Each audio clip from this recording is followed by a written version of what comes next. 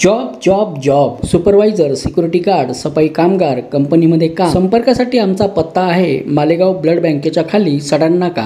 आमच्या न्यूज चॅनलला लाईक करा, शेअर करा, सबस्क्राईब करा आणि बेल आयकॉनवर क्लिक करा.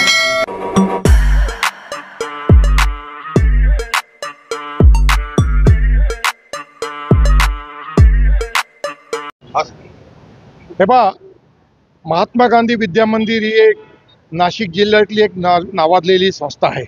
त्यामार्फत नाशिक जिल्ह्यात अनेक शाळा चालवल्या जातात.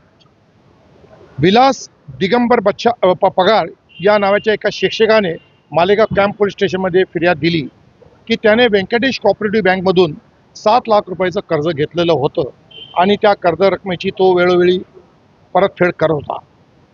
तो व्यंकटेश कोऑपरेटिव्ह बँकमध्ये त्याची चौकशी करण्यासाठी गेला असता त्याला ते सांगण्यात आलं की तुमचं दुसरंही एक 14 लाख रुपयाचं लोन अकाउंट आहे.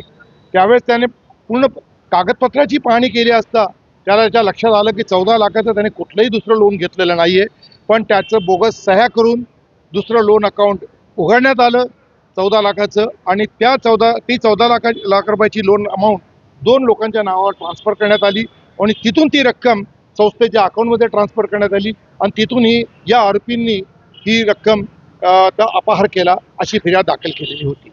ती गुन्हा दाखल झाल्यानंतर प्रशांत हिरे, अपूर्व हिरे आणि अद्वै हिरे यांनी कोर्टात धाव घेतली आणि सेशन कोर्टात अटकपूर्व जामीन दाखल केला होता.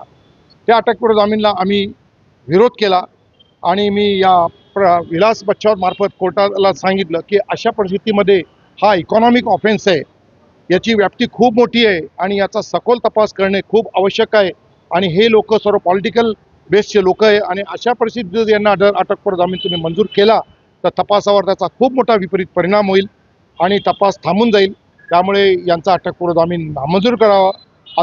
आता तर फक्त 24 लोक पुढे आलेले आहेत, परंतु अजून शिक्षक लोक पुढे येण्याची शक्यता आहे की ज्यांचे बोगस लोन अकाउंट काढण्यात आले त्यांच्या रक्कम दुसऱ्याच्या खात्यात वर्ग करण्यात आली आणि ती रक्कम त्याच्यानंतर संस्थेच्या अकाउंटमध्ये ट्रान्सफर केली आणि मग संस्थेच्या अकाउंटमधून यांनीही याचा अपार केला आहे. आणि कोर्टाला मी हे सांगितलं की त्याच्यानंतर जे संस्थेला जे कॉलेजेसला जे ग्रँट मिळते शासनाकडून त्या ग्रँटमधून हे हप्ते भरत होते आणि जे बोगस लोन अकाउंट काढले गेले त्याच्यासाठी कुठल्याही मिळकतीचं तारण वगैरे घेतलं गेलेलं नाही.